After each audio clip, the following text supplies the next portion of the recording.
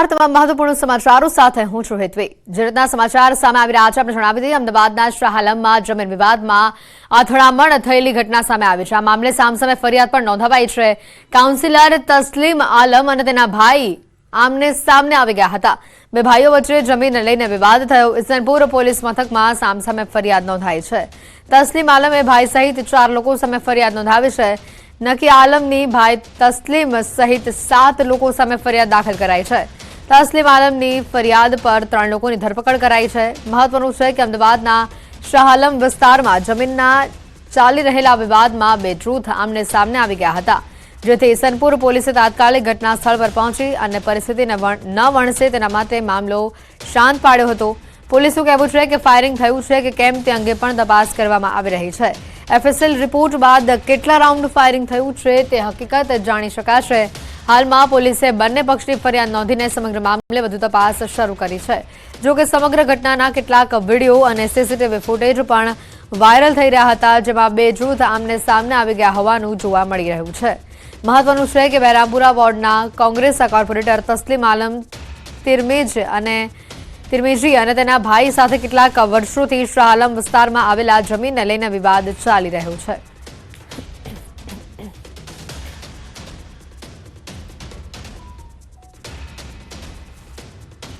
પ્રાથમિક સીસીટીવી ચકાસણી કરતા વેપનનો યુઝ થયેલો હોય તેવું જાણવા મળેલું છે, પરંતુ ફાયરિંગ થયું છે કે કેમ તે હજુ ચોક્કસ કહી શકાય નહીં। નાના ભાઈ છે નકી આલમ, જમીન બાબતે એમનો તો ઝઘડો ચાલતો હતો। આજે સામે લોકો ટોળો બનીને એમના છોકરા ઉપર એમના ઉપર હુમલો કર્યો ને હવામાં ફાયરિંગ કરી એમના બાબાને વાગ્યું છે અને એને એલજી હોસ્પિટલમાં સારો અર્થે લઈ ગયા છે। વધુ તપાસ અત્યારે હાલમાં ચાલુ છે, ફરિયાદ લખાઈ ગઈ। તો આ તરફ અમરેલીથી પણ સમાચાર આવી રહ્યા છે। ખાનગી મિની બસને અકસ્માત નડ્યો છે, જેમાં એક વ્યક્તિનું મોત થયું છે। 10 થી વધુ મુસાફર ઇજાગ્રસ્ત થયા છે। અમરેલી બગસરા હાઈવે પર દુર્ઘટના ઘટી હતી।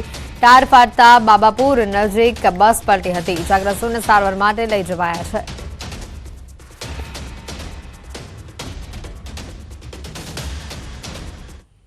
ગોંડલના ગુદાસરા ગ્રામ પંચાયતના સરપંચ રૂપિયા ખંખેરતા હોવાનો આરોપ લાગ્યો છે। ગ્રામ પંચાયતમાં મકાન, દુકાન, ઇન્ડસ્ટ્રીઝના બાંધકામ મંજૂરી માટે સરપંચ રૂપિયા ખંખેરતા હોવાનો દાવો છે। સરપંચ હસમુખભાઈ ઉર્ફ કાળુભાઈ ઠુમ્મરને પોલીસે સીઆરપીસી કલમ 41 મુજબ નોટિસ પાઠવી છે। જોકે તેઓ હજી સુધી એસીબી સમક્ષ હાજર નથી થયા। તો બીજી તરફ સરપંચ 2-3 અઠવાડિયાથી ફરાર હોવાથી ગ્રામ પંચાયતનો વહીવટ કોરંભે ચડ્યો છે।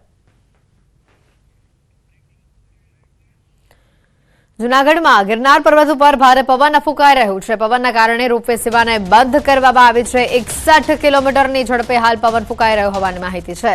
ઓનલાઈન બુકિંગ પણ બંધ કરવામાં આવ્યું છે। 2 દિવસ પહેલા પણ ભારે પવનના કારણે રોપવે સેવાને બંધ કરવામાં આવી હતી। યાત્રિકોની સલામતીને ધ્યાનમાં લઈને રોપવે સેવાને બંધ કરવામાં આવી છે। પવન સામાન્ય થતા રોપવે ફરી શરૂ કરવામાં આવશે। લોકસભાની ચૂંટણી પહેલા ભાજપમાં ભરતી મેળો સામે આવ્યો છે। આજથી સમગ્ર દેશભરમાં ભાજપમાં કાર્યકરો જોડાશે। વિવિધ પક્ષો, એસપી, બીએસપી, કોંગ્રેસ સહિત મોટા પક્ષોના નેતાઓ જોડાશે। વર્તમાન ધારાસભ્યો અને સાંસદો પણ ભાજપના સંપર્કમાં હોવાનું સામે આવ્યું છે। કમલમમાં ભરતી થશે।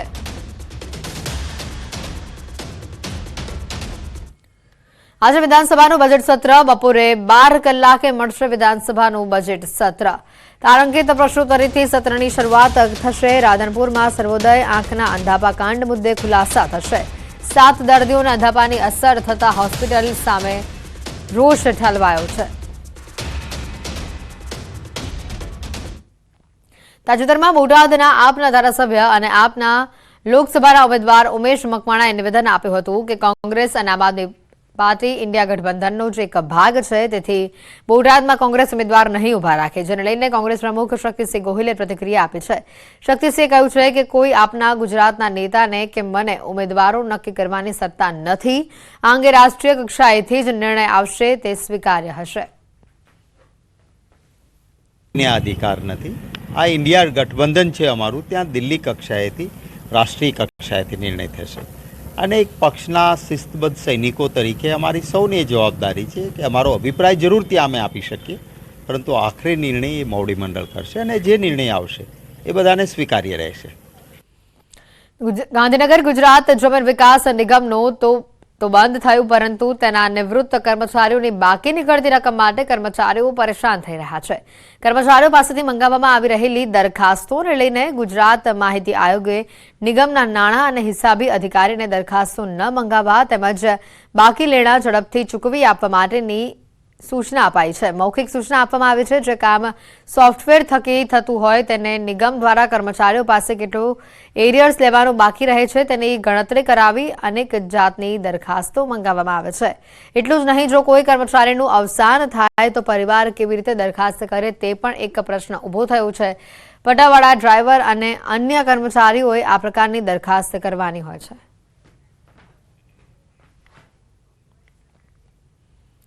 તો અમદાવાદમાં આજે સિટી પોલીસ સ્પોર્ટ્સ મીટનું આયોજન કરવામાં આવ્યું છે. શહેર પોલીસમાં આંતરિક સ્તરે રમતગમતની પ્રતિભા અને કૌશલ્યને બહાર લાવવા અને રમતગમતમાં પોલીસનો રસ વધારવા માટે આ સ્પોર્ટ્સ મીટનું આયોજન કરવામાં આવ્યું છે. મુખ્યમંત્રી ભૂપેન્દ્ર પટેલના હસ્તે આજે શાહીબાગ પોલીસ હેડક્વાર્ટર ખાતે આવેલા જેડી નગરવાલા સ્ટેડિયમમાં ઉદઘાટન સમારોહ યોજાશે. આ ઉદઘાટન સમારોહમાં ગૃહ રાજ્યમંત્રી હર્ષ સંઘવી, રાજ્યના પોલીસ વડા વિકાસ સહાય તેમજ Ahmedabad police commissioner JS Malik પણ ઉપસ્થિત રહેશે. આ સ્પોર્ટ્સ મીટમાં સમગ્ર અમદાવાદ શહેરના પોલીસ અધિકારીઓ અને કર્મચારીઓને રમતગમતની એક્ટિવિટીઓની વિવિધ તમામ શ્રેણીઓમાં ભાગ લેવા માટે 11 ટીમોને તૈયાર કરવામાં આવી છે. જેમાં અમદાવાદ શહેરના આશરે 1500 જેટલા પોલીસ અધિકારીઓ અને કર્મચારીઓ ભાગ લેશે. વોલીબોલ, હોકી, ફૂટબોલ, ટેનિસ, રસ્સાખેંચ આ સહિતની રમતો આ મીટમાં રમાડવામાં આવશે. આપણે અમદાવાદ શહેરમાં એક Ahmedabad city police sports meet 2024 એના એક આવતીકાલે માનનીય મુખ્યમંત્રી શ્રી દ્વારા એનો ઓપનિંગ ફંક્શન છે. તો આ તરફ મહેસાણાના વાડીનાથ ધામમાં પ્રાણ પ્રતિષ્ઠા મહોત્સવ યોજાયો રહ્યો છે. મહોત્સવના 3 દિવસમાં 6.70 લાખ લોકોએ દર્શન કર્યા. ત્રીજા દિવસના અંતે 6.70 લાખ ભક્તોએ દર્શન કર્યા. વાડીનાથ ધામ ખાતે ભક્તોનું ઘોડાપૂર ઉમટ્યું હતું. વડોદરાથી પણ સમાચાર સામે આવી રહ્યા છે. જાહેરમાં મારામારીની ઘટના સામે આવી છે. ગોલ્ડન ચોકડી ખાતે જાહેરમાં મારામારીનો વિડીયો વાયરલ થયો છે. પાણીપુરી ધારક અને ગ્રાહક વચ્ચે છૂટા હાથની મારામારી થઈ. નજીવી બાબતે બોલાચાલી બાદ મારામારી થતા લોકોના ટોળા ઉમટ્યા હતા. મારામારીનો વિડીયો સોશિયલ મીડિયા પર વાયરલ થયો છે. ન્યૂઝ 18 ગુજરાતી આ વાયરલ વિડીયોની પુષ્ટિ નથી કરતું. ગુજરાતની જનતાને મળશે નવી ભેટ. બેટ દ્વારકામાં તૈયાર થઈ ગયું છે સિગ્નેચર બ્રિજ. ગુજરાતની શાનમાં વધુ એક વધારો થવાનું છે. દેવભૂમિ દ્વારકા જિલ્લાના બેટમાં પ્રધાનમંત્રી નરેન્દ્ર મોદીના હસ્તે સિગ્નેચર બ્રિજનું ઉદ્ઘાટન થવાનું છે. દરિયાની વચ્ચે આ આકર્ષક બ્રિજ બનાવવામાં આવ્યો છે. આ બ્રિજના ઉદ્ઘાટન બાદ બેટ દર્શન કરવા જતા લોકો હોડીની જગ્યાએ આ બ્રિજ પરથી પોતાનું વાહન લઈને જઈ શકશે. પીએમ મોદી 25 ફેબ્રુઆરીએ જનતાને આ સિગ્નેચર બ્રિજની ભેટ આપશે. આ સિગ્નેચર બ્રિજ બની જતા દ્વારકા અને બેટ દ્વારકાની મુલાકાતે આવતા પ્રવાસીઓને લાભ મળશે. આ બ્રિજ ગુજરાતની વિકાસ ગાથામાં વધુ એક પ્રકરણ ઉમેરશે. દરિયા પર આધુનિક ટેકનોલોજીની મદદથી આ બ્રિજનું નિર્માણ કરવામાં આવ્યું છે.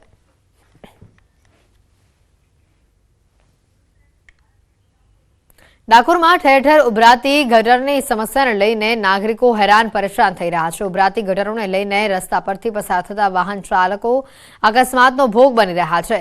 જેડી ભટ્ટ હાઈસ્કૂલ રોડની વચ્ચોવચ્ચ આવેલી ગટરની ખુલ્લી કુંડીમાં બાઇક ખાબક્યું હતું. બાઇકનું આગળનું ટાયર ગટરની કુંડીમાં ફસાઈ જતા આસપાસના લોકો દ્વારા ભારે જહેમત બાદ બાઇકને બહાર કાઢવામાં આવ્યું. આ દુર્ઘટનામાં બાઇક ચાલકને સામાન્ય ઈજા પહોંચી હતી. બાઇક ચાલક તેમજ સ્થાનિકોમાં ખુલ્લી તેમજ ઉભરાતી ગટરની કુંડીને લઈને ભારે રોષ ભભૂકી રહ્યો છે. શાળાના વિદ્યાર્થીઓ પણ આ ખુલ્લી તેમજ ઉભરાતી ગટરના ગંદા પાણીમાંથી પસાર થવા મજબૂર થયા છે. દાઉદજી મંદિર ભરત ભુવનના સંતો મહંતો પણ ઉભરાતી ગટરોને લઈને ત્રાહિમામ પુકારી ઉઠ્યા છે. ઉભરાતી ગટરની સમસ્યામાંથી જલ્દી છુટકારો મળે તેવી ડાકોરવાસીઓ માંગ કરી રહ્યા છે. સમસ્યા ઘણી બધી છે ડાકોરની છે. એક મેન સમસ્યા ગટરની છે ડાકોરમાં. અને આ જે દાઉજી મંદિર અને ભરત ભવન આશ્રમથી આગળથી જે રોડ જાય છે એ જૂની સમસ્યા છે ગટરની. નગરપાલિકામાં ઘણી રજૂઆતો કરી છતાંય કોઈ નિકાલ આવતો નથી. જે આખા ડાકોરમાં ગંદકીનું પાણી જે રેલામછેલ નીકળી રહ્યું છે રોડ ઉપર, અહીં ડાકોરમાં રણછોડજીના દર્શન કરવા માટે લાખો વૈષ્ણવો આવતા હોય છે. તેને આ ગટરના પાણી ઉપરથી પસાર થવું પડે છે. અમદાવાદ આઈઆઈએમ ખાતે ડિજિટલ રિટેલ પ્લેટફોર્મ અંગે વિશેષ રિસર્ચ સેમિનાર યોજાયો. આ સેમિનારમાં આઈઆઈએમ અમદાવાદના પ્રોફેસર પંકજ સેઠિયાએ digital retail platformers and customer emotions all India perspective પર રિપોર્ટ તૈયાર કર્યો છે. આ રિપોર્ટ અનુસાર કોરોના બાદ ડિજિટલ પ્લેટફોર્મના ઉપયોગકર્તાઓમાં 70% વધારો થયાનું માનવું છે.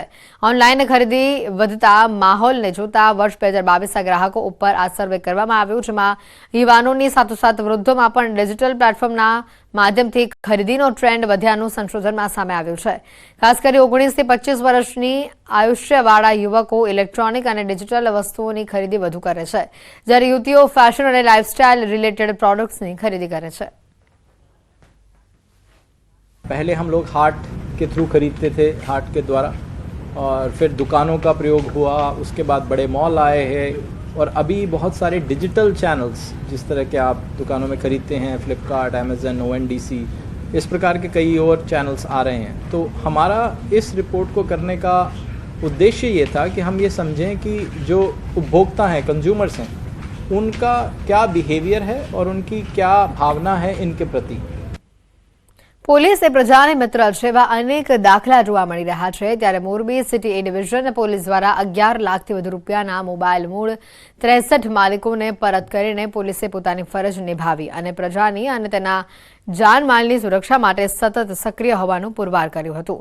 મોરબી જિલ્લા પોલીસ દ્વારા 13 તુષ્કો અર્પણ પ્રોજેક્ટ અંતર્ગત ખોવાયેલા કે ચોરાયેલા મોબાઈલ શોધી કાઢવા ખાસ ઝુંબેશ હાથ ધરવામાં આવી હતી, જે અંતર્ગત મોરબી સિટી એ ડિવિઝન પોલીસે 11.51 લાખના 63 જેટલા મોબાઈલ મૂળ માલિકને પરત કરાયા છે. સામાન્ય રીતે મોટાભાગના મોબાઈલના માલિકો મધ્યમ વર્ગના હોય છે અને મોબાઈલ પરત મળતા આશા ગુમાવી ચૂકેલા લોકોમાં ખુશી જોવા મળતી હોય છે.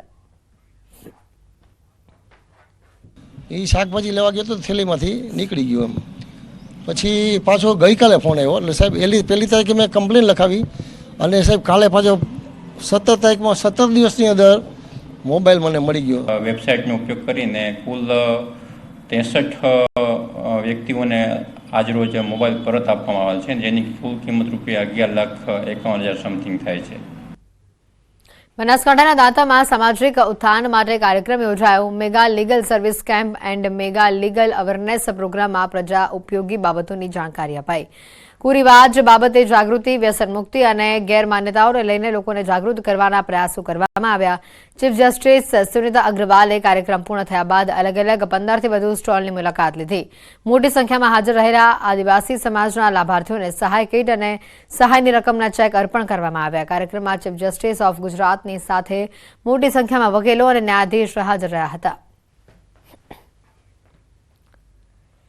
ये जो मेगा लीगल सर्विसेज कैंप लगा है या अवेयरनेस कैंप लगा है, ये केवल ये बताने के लिए है कि जो कुछ यहाँ पर है वो आपका अपना अधिकार है, आपका वो संवैधानिक अधिकार है जो आपको किसी वजह से, कोई कारण से, आपकी ना जानकारी होने की वजह से आपको नहीं मिल पाया है. કાનૂની સહાયનું સશક્તિકરણ વંચિત વર્ગોને થાય એ આપણી લોકશાહીનું સશક્તિકરણ છે. દ્વારકામાં કપાસનું વાવેતર કરતા ખેડૂતોને ભારે હાલાકી વેઠવાનો વારો આવ્યો છે. કપાસના ભાવ ગગડતા ખેડૂતોને આર્થિક નુકસાની વેઠવાનો વારો આવ્યો છે. ચાલુ વર્ષે દ્વારકા જિલ્લામાં ખેડૂતોએ કપાસનું વાવેતર કર્યું હતું. ગત વર્ષે કપાસના ભાવ 1800 થી 2000 જેટલા હતા, જ્યારે આ સિઝનમાં કપાસના ભાવ 1100 થી 1400 જેટલા થઈ જતા ખેડૂતોને 400 થી 500 રૂપિયાની નુકસાની વેઠવાનો વારો આવ્યો છે. ખેડૂતો મોંઘા બિયારણ લાવીને કપાસનું વાવેતર કર્યું હતું, પરંતુ સારા ભાવ ન મળતા ખેડૂતોમાં નિરાશા છવાઈ છે. પોષણક્ષમ ન મળતા ખેડૂતોએ સરકાર પાસે સહાયની માંગ કરી હતી. આપણે ભાવ જોઈ મળતા નથી. અત્યારે જરૂર તો છે જ, અને કપાસ વાવીશ એટલે આપણે 2 મોસમ જાય અને 250 રૂપિયા મણના ઉતારવાના લાગે. ખેડૂતની પાસે કાંઈ વધતું નથી. મારી સરકાર આજે આટલી માંગ છે કે આપણે ભાવ તમે વધારે આપો તો ખેડૂત આ કરી શકે. આમાં અને સરકારશ્રીને નિવેદન એટલું છે કે કપાસના વખતે ભાવ 1300 થી 1450 સુધીના છે, તો આમાં અમને ખેડૂતને કંઈ આમાં વધતું નથી. એક બાજુ તમે એમ વિચારો કે ખાતરનો ભાવ કેટલો છે, પછી બિયારણ એટલું છે, તો હવે મણના 200 થી 250 રૂપિયા ભાવ ઉતારવાનો છે. ગઈ સાલમાં કપાસના ભાવ 1900થી કરી અને નીચામાં નીચા 1600 રૂપિયા હતા. આ સાલ તો હાવ ખેડૂતને કોઈ રીતે પોષણ ના થાય એવા ભાવ નીચામાં નીચા ભાવ છે. રાજકોટ જિલ્લાના ધોરાજીમાં ખેડૂતોના માથે આફત આવી પડી છે. એક તરફ કુદરતી આફતો તો બીજી તરફ વાતાવરણના કારણે પાકને નુકસાન થઈ રહ્યું છે. ચાલુ સિઝનમાં કપાસ વાવેતરમાં ભાગ વગરતા ખેડૂતોને આર્થિક નુકસાન વેઠવાનો વારો આવ્યો છે. તેથી ખેડૂતો કપાસ કાઢી ઘઉંનું વાવેતર કર્યું હતું, પરંતુ ઘઉંના પાકને અસમતોલ વાતાવરણની અસરના લીધે પાકમાં કાળિયા નામનો રોગ આવ્યો, જેથી ઘઉંનો પાક બગડ્યો હતો. હજારો રૂપિયાનો ખર્ચ કર્યા બાદ ઘઉંમાં ઉતારો વધારે નહીં આવતા 20 થી 25% ઉતારો આવશે, જેથી ખેડૂતો પર પડતા પર પાટું જેવી પરિસ્થિતિ સર્જાઈ છે. સરકાર દ્વારા ઘઉંની ખરીદી ટેકાના ભાવે ખરીદી થાય તેવી માંગ ખેડૂતો કરી રહ્યા છે.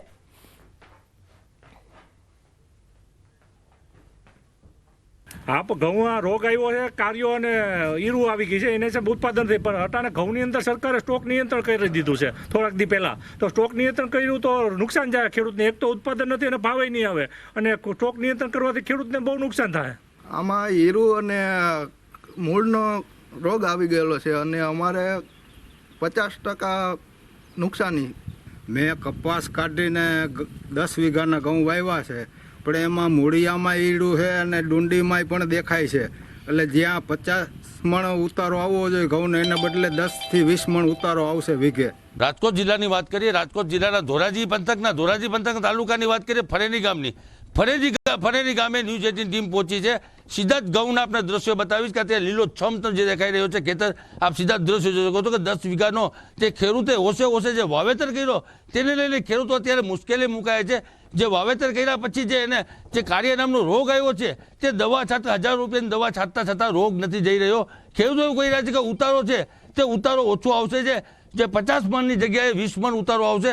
જે તેના છોડ છે તે છોડ અત્યારે હીરો ખાઈ જાય છે. આપ સીધા દ્રશ્ય જોઈ શકો છો કે ખેતર અત્યારે લીલોછમ લાગી રહ્યો છે, પણ ખેતરના અંદરમાં જે 10 વીઘાનો જે ઘઉંનો વાવેતર ખેડૂતે કર્યો છે તે અત્યારે ખેડૂત પોતે માથે હાથ રાખીને રોઈ રહ્યો છે. તે મુશ્કેલીમાં મુકાઈ રહ્યો છે.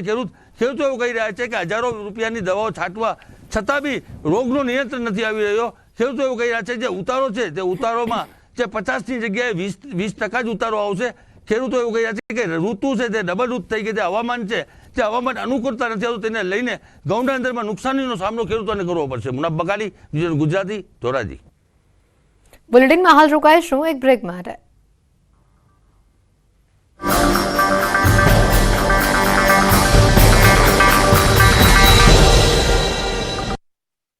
આ વિડિયો સરકારની એક જાહેરાતથી ડુંગળી પકવતા ખેડૂતોને થઈ ગયા ઘી કેળા. ડુંગળીની નિકાસબંધીને કારણે ખેડૂતો ચિંતામાં હતા અને સાથે જ ડુંગળીના ભાવ ન મળતા જગતનો તાત નિરાશ પણ હતો. પરંતુ આ નિરાશા વચ્ચે ખેડૂતો માટે સૌથી મોટા રાહતના સમાચાર આવ્યા. કેન્દ્ર સરકાર દ્વારા ડુંગળીની નિકાસને મંજૂરી આપવામાં આવી. અમિત શાહની અધ્યક્ષતાવાળી કમિટી ઓફ મિનિસ્ટર દ્વારા ડુંગળીની નિકાસને મંજૂરી અપાઈ. ગુજરાત અને મહારાષ્ટ્રમાં ડુંગળીનો પાક મોટા પ્રમાણમાં થવાથી અને સ્થાનિક માર્કેટમાં ડુંગળીના ભાવ કાબૂમાં રહે તે માટે ડુંગળીની નિકાસ પર પ્રતિબંધ લાદવામાં આવ્યો હતો. કેન્દ્રીય મંત્રી ડોક્ટર મનસુખ માંડવિયાએ ડુંગળીના ઉત્પાદન અને ઉત્પાદન કોસ્ટ, ડુંગળીની ઉપલબ્ધતા અને ખેડૂતને પોષણક્ષમ ભાવ મળે તે અંગે કેન્દ્રીય ગૃહમંત્રી અમિત શાહ સાથે મીટિંગ યોજી હતી અને અમિત શાહે કમિટી ઓફ મિનિસ્ટર બોલાવી 3 લાખ મેટ્રિક ટન ડુંગળી નિકાસને મંજૂરી આપી દીધી.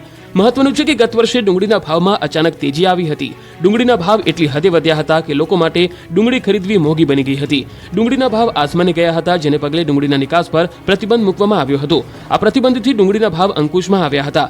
જો કે છેલ્લા કેટલાક સમયથી ખેડૂતોને ડુંગળીના પોષણક્ષમ ભાવ નથી મળી રહ્યા, જેના કારણે ખેડૂતોએ વિરોધ દર્શાવવાનું શરૂ કર્યું હતું. ઉનાળાની શરૂઆત પહેલા જ શાકભાજીના ભાવમાં વધારો શરૂ થતા ગૃહિણીઓનું બજેટ ખોરવાઈ ગયું. રોજબરોજ વપરાતા લીંબુ અને લસણના ભાવ આસમાને પહોંચતા ગૃહિણીઓ મુશ્કેલીમાં મુકાઈ. હજુ તો શિયાળાએ વિદાય પણ નથી લીધી ત્યાં શાકભાજીના ભાવમાં ભડકો થયો. એક તરફ લીંબુની માંગમાં વધારો થયો, બીજી તરફ આવકમાં ધરખમ ઘટાડો થયો. આમ તો આ સમયે લીંબુ દક્ષિણ ભારતના વિવિધ રાજ્યોમાંથી આવે છે, પરંતુ થોડા સમય પહેલા દક્ષિણ ભારતમાં પડેલા માવઠાને કારણે લીંબુડી પર ઉગેલા ફૂલ ખરી પડવાના લીધે લીંબુના પાકને મોટા પાયે નુકસાન થયું હતું. આ કારણે હાલ દક્ષિણ ભારતના રાજ્યોમાંથી લીંબુની આવક ન થવાના કારણે સુરતના બજારમાં લીંબુની શોર્ટેજ જોવા મળી. ડિમાન્ડની સામે સપ્લાય ઓછી થવાને કારણે પણ લીંબુના ભાવમાં વધારો જોવા મળી રહ્યો છે. હાલમાં રાજ્યમાં માત્ર મહારાષ્ટ્રથી જ લીંબુની આવક થતી હોવાથી લીંબુના ભાવ આસમાને પહોંચ્યા. માંગ સામે આ વખતે લીંબુની આવક ઓછી હોવાથી હોલસેલ બજારમાં લીંબુના ભાવ 100 થી 150 રૂપિયા સુધી પહોંચી ગયા. આ તરફ લસણના ભાવમાં પણ વધારો થતા ગૃહિણીઓ પણ સમસ્યામાં મુકાઈ છે. વારંવાર બદલાતા વાતાવરણને કારણે લસણના પાક પર વિપરીત અસર થઈ રહી છે. અધૂરામાં પૂરું ખેડૂતોને સંતોષકારક ભાવ નથી મળી રહ્યા. અનેક ખેડૂતોએ લસણનું પાક લેવાનું ટાળ્યું હોવાથી આ વર્ષે લસણની આવક પણ ઓછી નોંધાઈ છે. ધૂમધકતા તાપમાં આ વખતે પણ ગુજરાત નહીં રહે તરસ્યું, કેમ કે સરદાર સરોવર ડેમ હજુ પણ 64% ભરાયેલો છે. આપણે વાત સાંભળતા આવ્યા છીએ કે નદીઓ લોકો માટે જીવાદોરી હોય છે. સરદાર સરોવર ડેમ રાજ્યના લોકો માટે પણ જીવાદોરીથી કમ નથી. આ વખતે આકરો ઉનાળો હશે તો પણ ગુજરાતવાસીઓ પાણી વગર તરસ્યા નહીં રહે. સરદાર સરોવર ડેમ હજુ પણ 64% ભરાયેલો છે. આ વખતે સૂર્યનારાયણ ગમે તેટલા તપશે પણ ગુજરાતવાસીઓને પાણીની તંગી નહીં પડે, કેમ કે સરદાર સરોવર ડેમમાં પુષ્કળ પાણી છે.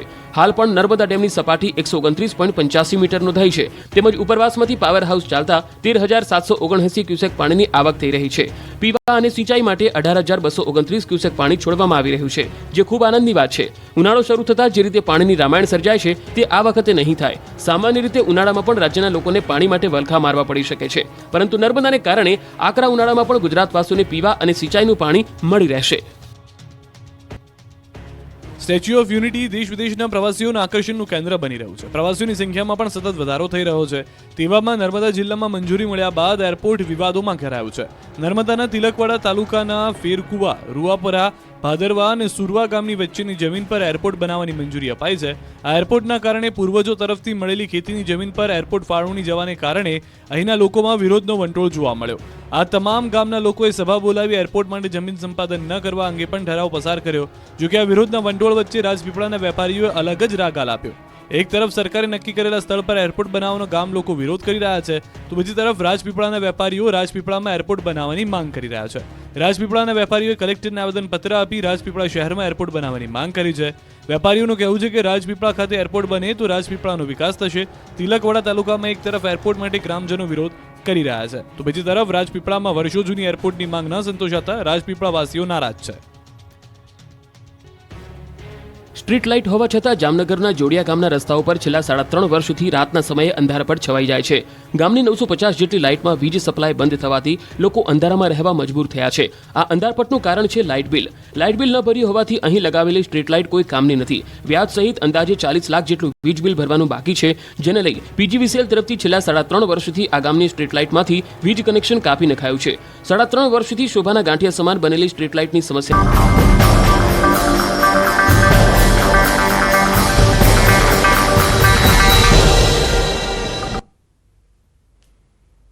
બ્રેક બાદ બુલેટિનમાં આપનું સ્વાગત છે. સમાચારો પર આગળ વધીએ તો રાજકોટથી વિગત આવી રહી છે કે જ્યાં પાર્કિંગમાં જુગારીઓ ઝડપાયા છે.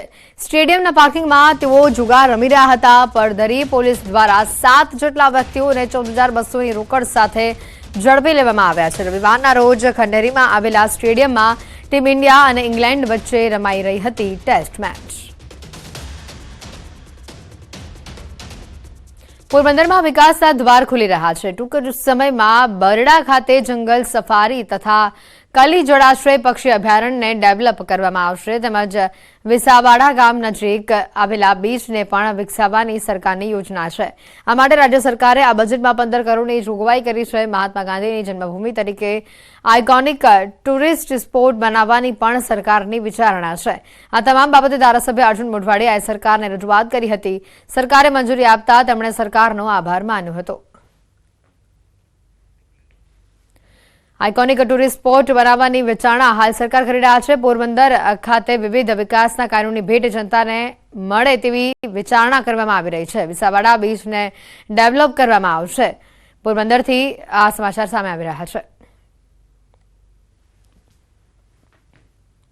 આ વખતે આ પ્રોજેક્ટ જે ખાસ કરીને બરડા સફારી અને બરડા સર્કિટ, વિસાવડા મૂળ દ્વારકાનો બીચ, સુદામા મંદિર અને જે કરલી મોકરસાગર ડેમ ઉપરનું જે પક્ષી અભયારણ્ય છે એને પ્રવાસન સ્થળ તરીકે વિકસાવવાનું જે મંજૂરી આપી છે. બુલેટિનમાં અત્યારે ફક્ત આટલું જ. રજા આપશો. નમસ્કાર.